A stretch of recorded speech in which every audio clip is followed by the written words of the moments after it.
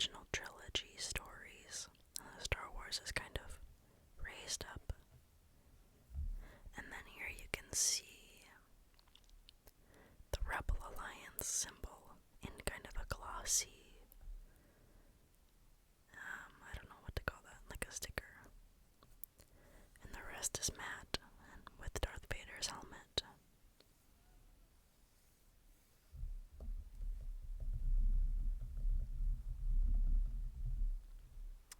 And then on the side, or the spine, the Rebel Alliance, again, a little lightsaber down here, and the Empire symbol,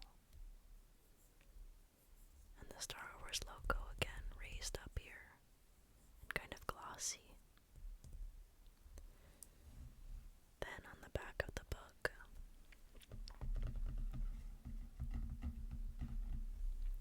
we have Luke Skywalker wearing a helmet, and it looks like he might be sitting inside of his X-Wing.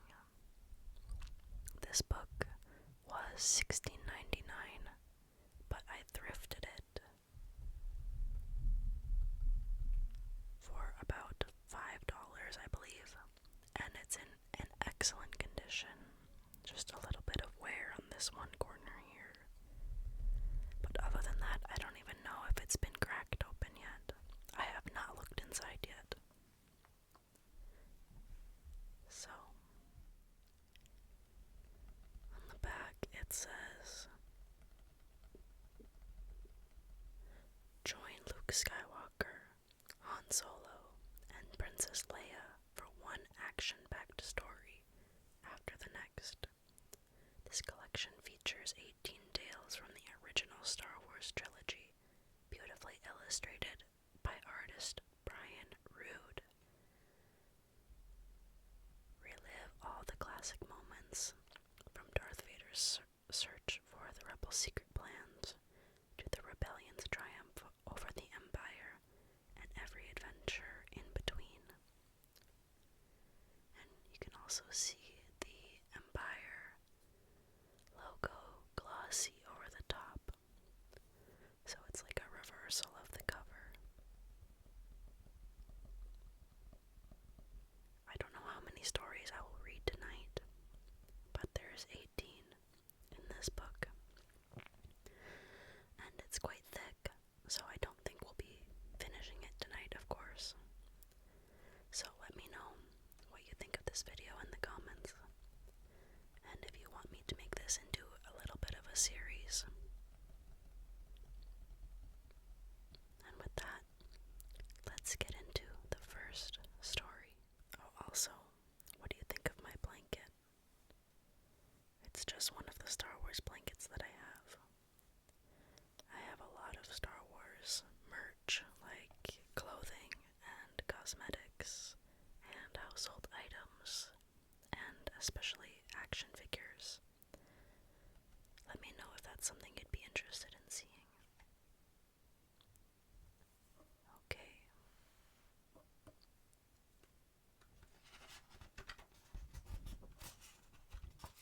Star Wars, the original trilogy series, based on the story and screenplay by George Lucas.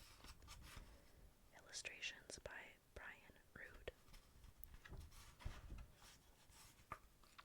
So here we have a little page introducing our characters, which I'm sure most of us know by now. R2-D2, he's an astromech droid, so he sits on the back of a ship. C-3PO, translator droid. How many languages does he speak? It's like 9,000 dialects or something. Luke Skywalker, of course, farm boy from Tatooine. Leia Organa, princess from Alderaan. Darth Vader, Dark Lord of the Sith.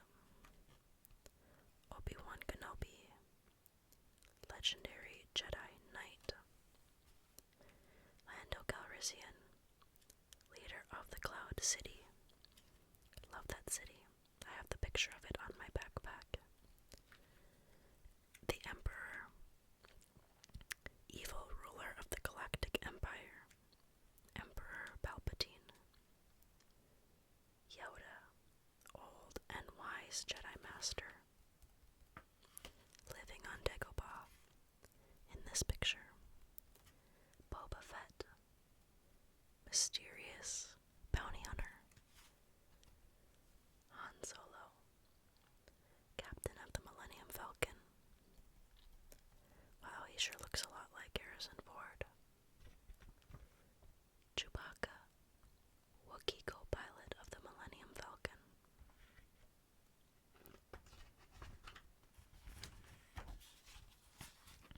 And of course, our table of contents. I think we'll skip past that. And wow, look at that picture. Escape from Darth Vader. Very ominous. Okay. Here we go. A long time ago, in a galaxy far, far away, an old starship raced across space above the planet of Tatooine.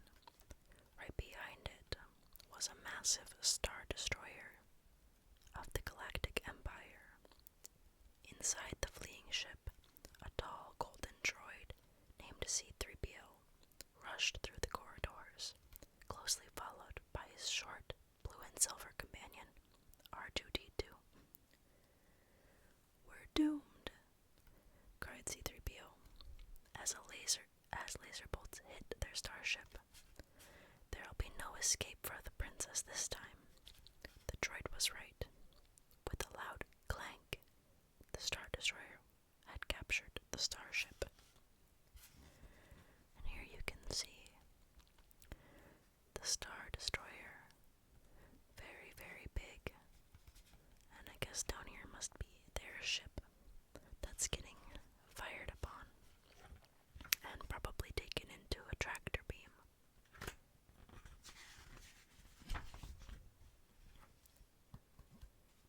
We have some rebel fighters here, R2 and C-3PO. The droids watched as the crew rushed past them and stood guard over the ship's doors. The starship was about to be boarded. The doors of the ship exploded, and white uniformed stormtroopers rushed through the smoke and started to attack.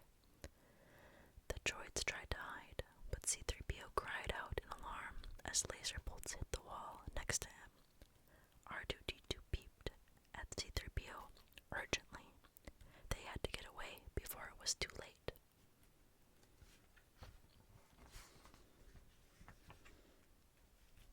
Stormtroopers and Vader. Although the ship's crew had tried to hold the door, they were no match for the Imperial stormtroopers. As C-3PO and R2-D2 escaped deeper into the ship, a large dark figure stepped through the smoke. He wore a long cloak, and his body was covered with strong black armor.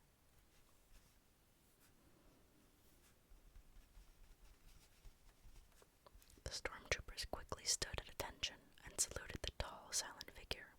This was Darth Vader, a dark and powerful lord of the Sith. Darth Vader stood and surveyed the captured starship, his mechanical breathing echoing through the corridors. Now that he had captured the rebel starship, it was only a matter of time before his mission was complete. And here we have 3 stormtroopers.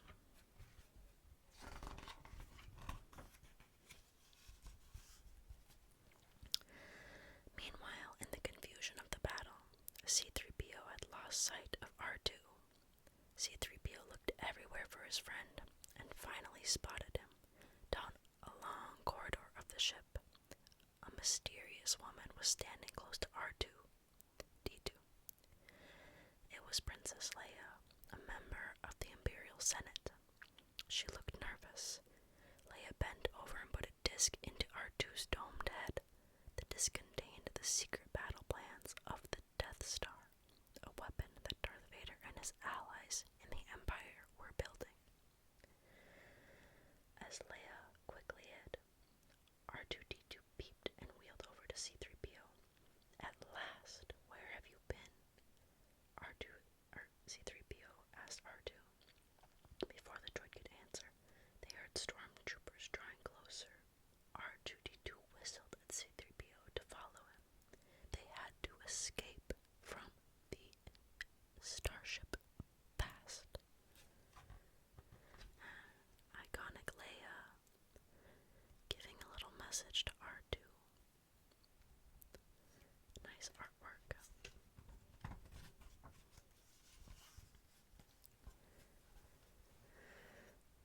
Darth Vader and his troops stood before the captured crew.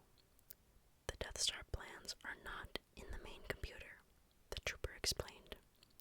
"Where are those transmissions you intercepted?" Vader asked the rebel officer. "What have you done with those plans?" "We're on a diplomatic mission," cried the officer, but Vader didn't believe him. "Commander, tear this ship apart until you have found those plans and bring me the passengers."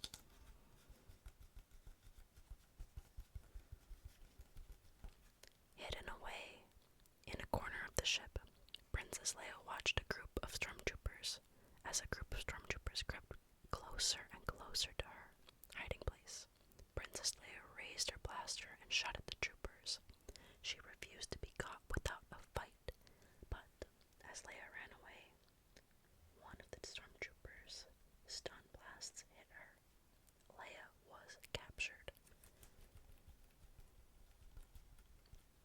We can see her here being taken.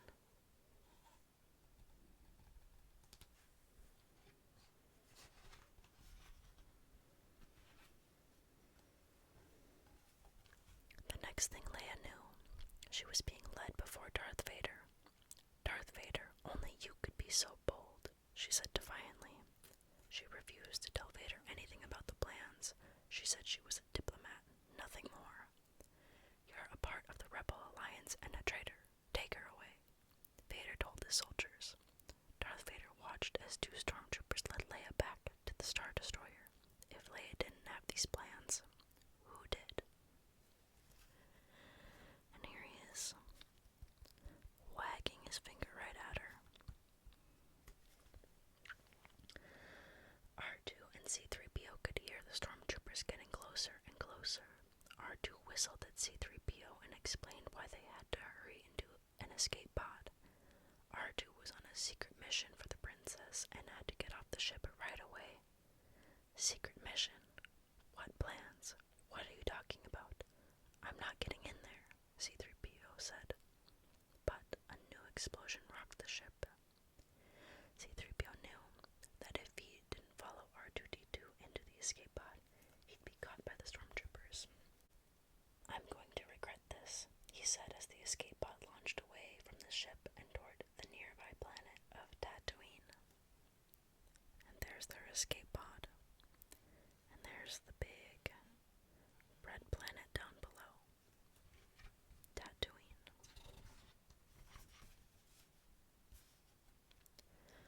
When the escape pod finally landed, it opened up onto a desert.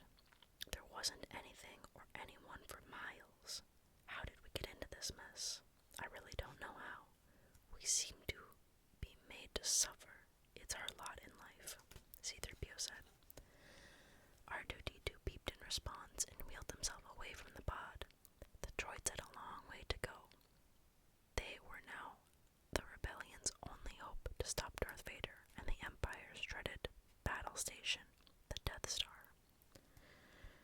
Their secret mission for Princess Leia, had begun. And here they are, in the desert, needing to decide which way to go. Our next story. The hero's journey begins with a picture of young Luke.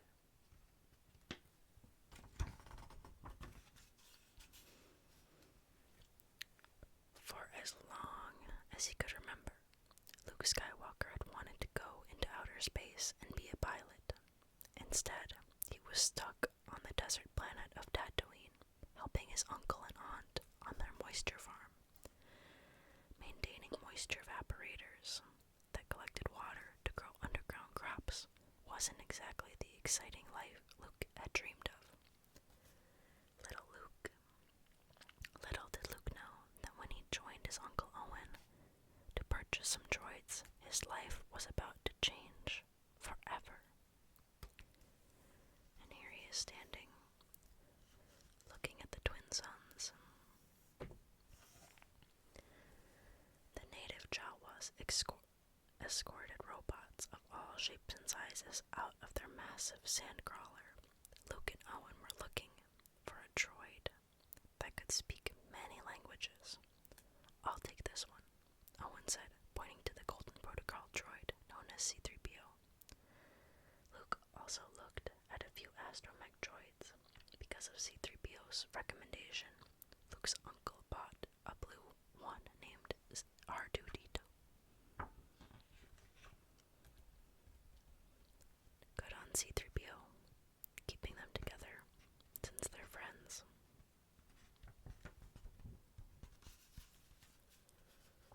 As he cleaned the dirty droids, Luke complained that he'd never get off planet. "You boys look like you've seen a lot of action," Luke said. "With all we've been through, sometimes I'm amazed we're in as good a condition as we are," C-3PO explained. "What with the rebellion and all?" "The rebellion against the Empire?" Luke asked excitedly, as he continued to work on the small droid. Luke accidentally activated a hologram, which projected out of R2-D2. The image was of a young woman with a desperate message. "Help me, Obi-Wan. Kenobi, you're my only hope." This message repeated over and over again. R2 beeped that the message was private and meant for someone named Obi-Wan Kenobi. Luke wondered if the person was related to Old Ben Kenobi, a strange hermit who lived in the nearby mountains. And here's the iconic Leia hologram. And of course Luke thinking she's beautiful, but we won't talk about that.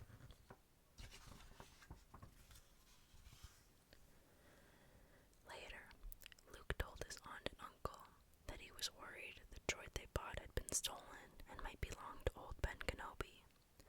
"That wizard's just a crazy old man," his uncle said. He wanted Luke to take the droids into town the next day and have their memories erased. Luke got curious when his uncle hinted that Obi-Wan had known Luke's father, but Owen refused to talk about it. When Luke returned to finish cleaning the droids, he discovered R2-D2 was gone. C-3PO confessed that the droid had left to find Obi-Wan Kenobi. It was too dangerous to go after him at night, so they had to wait until the next morning. As soon as the two suns came up, Luke and C-3PO took off in his land speeder. As they raced across the barren landscape, they tracked the droid on their scanner. And here they are in a speeder.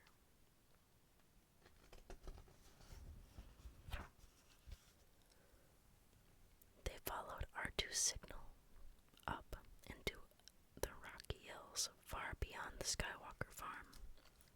"Where do you think you're going?" Luke asked when they got up to the little droid.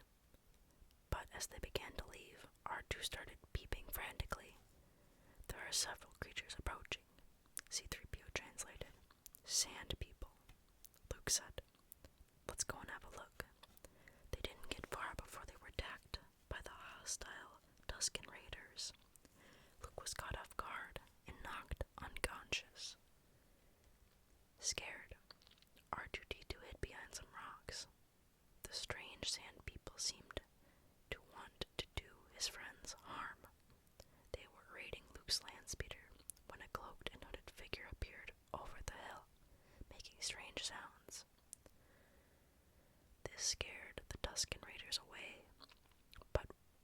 Was this new person a friend or another attacker?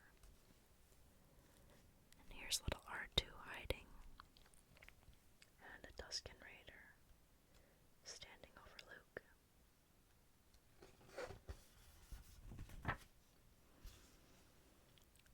The hooded figure leaned over Luke's body. R2 was worried until the figure pulled down his hood to reveal the face of a smiling old man. "Come here, my little friend, don't be afraid." The kind old man helped Luke sit up.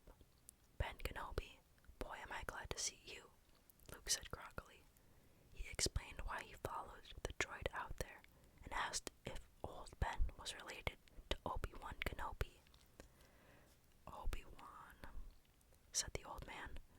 "Now that's a name I've not heard in a long time." "You know him?" Luke asked. "Of course I know him. He's me," the old man said. Luke and the droids followed Obi-Wan back to his home, where the old man told Luke more about his past.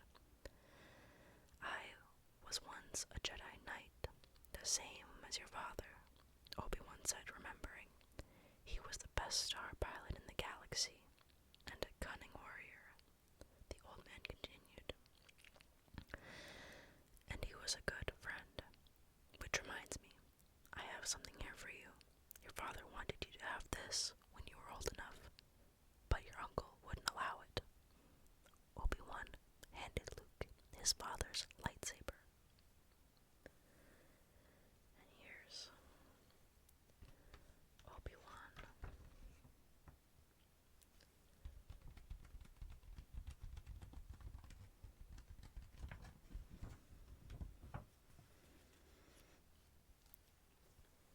"What is it?" Luke asked, as he instinctively ignited the glowing blue blade. "This is the weapon of a Jedi Knight, an elegant weapon of a more civilized age," Obi-Wan began. "For over 1,000 generations, the Jedi Knights were guardians of peace and justice in the Old Republic, before the Dark Times, before the Empire." "How did my father die?" Luke asked. "A young Jedi named Darth Vader, who was a pupil of mine until he turned to evil, helped the Empire hunt down and destroy the Jedi Knights. He betrayed and murdered your father. Vader was seduced by the dark side of the Force." Luke took a moment to consider this. He wanted to know more. The Force? "The Force is what gives a Jedi his power," Obi-Wan explained. "It's an energy field created by all living things. It binds the galaxy together." And that's what we call midichlorians. Midichlorians. It really takes your breath away to read in a whisper.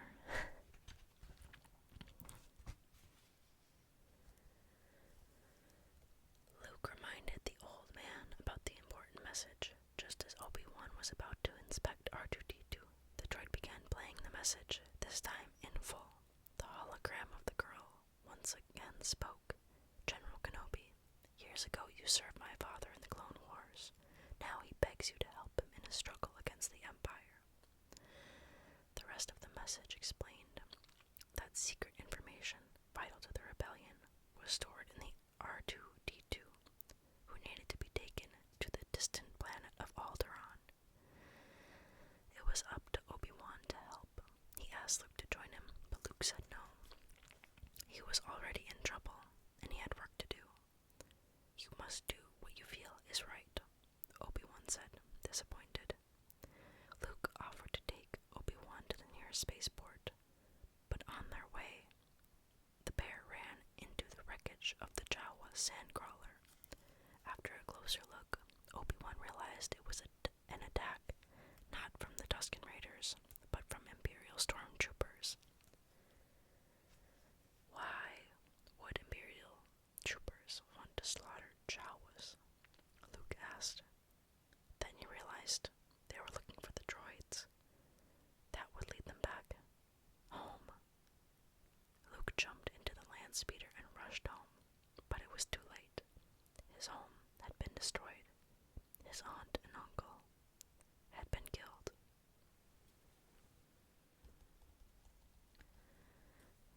Rest in peace, Uncle Owen and Aunt Beru.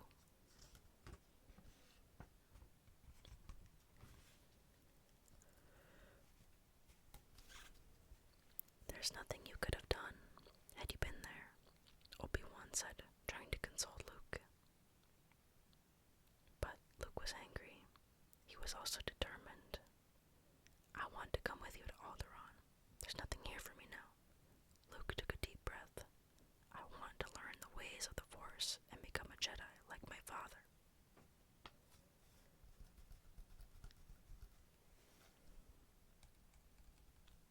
And now we're seeing Han, Obi-Wan, and Luke. A bad feeling about this. Classic line. When Luke Skywalker bought R2-D2 and C-3PO to help around his farm, he had no idea they would change his life forever. R2-D2 had shown him an urgent distress call from Princess Leia, a leader in the rebellion against the Empire, which led him to an old Jedi named Obi-Wan Kenobi. Now Luke, Obi-Wan, and the two droids were on their way to Mos Eisley spaceport. From there they could fly to Alderaan and help the rebels fight the evil Galactic Empire. Luke knew that the Empire stormtroopers were looking for R2 and C-3PO. He was nervous about getting caught. As they entered Mos Eisley, a team of troopers stopped Luke's group to look for the two droids. Obi-Wan used his Jedi powers as he waved his hand, claiming, "These aren't the droids you're looking for." "These aren't the droids we're looking for," the stormtrooper echoed to Obi-Wan. "He can go about his business," Obi-Wan said. "You can go about your business," the stormtrooper repeated. Luke was amazed. It was the first time he had seen someone use the Force so powerfully.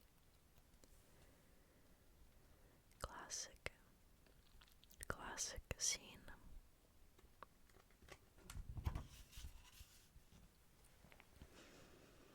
They had made it to Mos Eisley, but now they needed a pilot and a ship to take them to Alderaan. Luke and Obi-Wan found a nearby cantina and began their search. But no place in Mos Eisley was friendly. Ponda Baba, a fearsome thug, and his friend, Dr. Eva-san, picked a fight with them. "You just watch yourself," Eva-san said. "We're wanted men." Obi-Wan drew his lightsaber to defend Luke. Everyone in the cantina knew that someone with a lightsaber was sure to be a Jedi Knight, and therefore not someone they wanted to fight. After that, no one else bothered Obi-Wan and Luke. Once again, the Force had saved them. Obi-Wan found Chewbacca, a Wookiee pilot who spoke in roars and grunts. He took Luke and Obi-Wan to meet Han Solo, a smug pilot of the Millennium Falcon. Obi-Wan told Han that they needed a fast ship. "Let's just say we'd like to avoid any Imperial entanglements." Solo smiled and said, "Well, that's the real trick, isn't it? And it's going to cost you something extra." They made an expensive deal and agreed to meet soon at the Millennium Falcon's docking bay. They didn't show Greedo or Han shooting first. But when Han and Chewbacca returned to the Millennium Falcon, they found Jabba the Hutt waiting for them in the hangar. Han owned Jabba a lot of money, and Jabba wanted it back. "Look, Jabba, I just need a little more time." The money Han was about to earn easily cover the debt. Jabba agreed to give Han one last chance, if Han paid him extra. As Han boarded the Millennium Falcon, he smirked and said, "Jabba, you're a wonderful human being." A little bit of Star Wars lore. He calls him a human being because Jabba was originally played by like a Scottish man, a big Scottish man, or maybe Irish. A little bit of lore. Later, Luke, Obi-Wan, and the droids arrived in the Millennium Falcon stocking bay. Shocked at how dirty and old the Falcon looked, Luke sputtered, "What a piece of junk." Han, only a little defensively, said, "She may not look like much, but she's got it where it counts, kid." Their bickering was cut short when a team of stormtroopers arrived and started blasting. Someone in the cantina must have told the Empire about them. The heroes ran aboard the Falcon and quickly made the jump to hyperspace. Meanwhile, Princess Leia had been taken a prisoner aboard the Death Star, the Empire's powerful space station. Darth Vader and Grand Moff Tarkin tried to scare her into telling them the location of the rebel base. "I had decided to test this station's destructive power on your home planet of Alderaan," Tarkin said. Leia pleaded, "No, Alderaan is peaceful. We have no weapons." "Would you prefer another target? Then name the system." "Dantooine. The base is on Dantooine." Leia lied.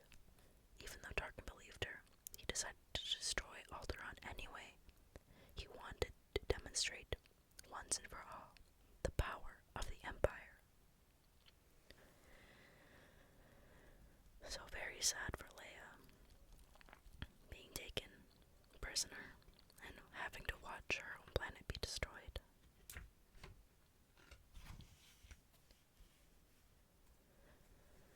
On board the Millennium Falcon, Obi-Wan felt a disturbance in the Force. I fear something terrible has happened." They were still hours away from Alderaan, so Obi-Wan was using the time to begin Luke's Jedi training.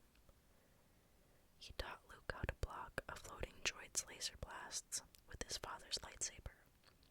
Once Luke had mastered that, Obi-Wan put a helmet over Luke's head, with a thick blast shield covering his eyes. Nervously, Luke said, "But with the blast shield down, I can't see. How am I supposed to fight?" "Your eyes can deceive you," Obi-Wan said. "Don't trust them." Luke let go of his conscious self and acted on instinct alone. Even without being able to see, Luke was able to deflect the droid's laser blasts with his lightsaber. "You know, I did feel something," Luke said. He was thrilled that he may have touched the Force himself. And here he is, training with the floating ball. And they're playing a board game in the back. I can't remember the name of the board game. It's a hologram game.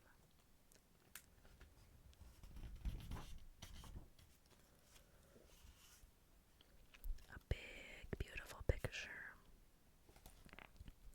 of the Death Star with a couple of TIE fighters and some very small ones.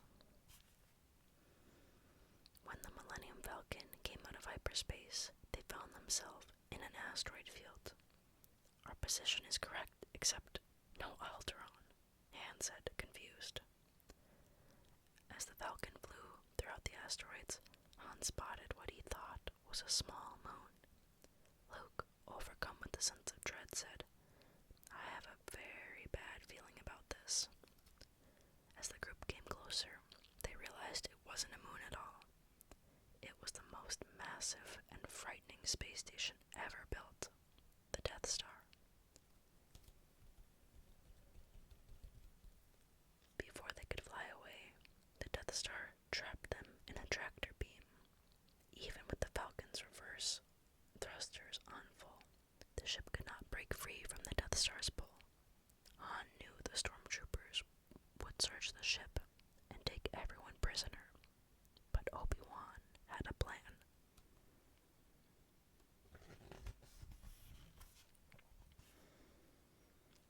much to the stormtroopers' surprise, they did not find anyone on board the Millennium Falcon. The heroes had hidden inside the smuggling compartments beneath the Falcon's hull floor. They were safe for now, but with Alderaan destroyed and the Falcon captured by the Empire, Luke thought his adventure was over. He didn't realize that even then the Force was guiding them. As Luke would soon learn, Princess Leia was also aboard the Death Star.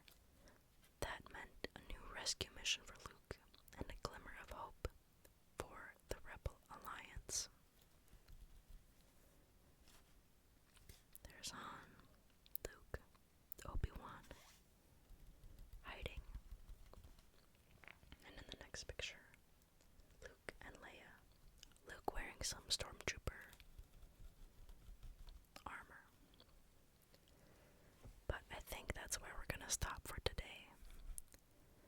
I really hope you enjoyed. And let me know if you liked this or how I can improve. The lighting is a little bit low in here, so it was hard for me to read at times, but I kind of wanted it to be cozy.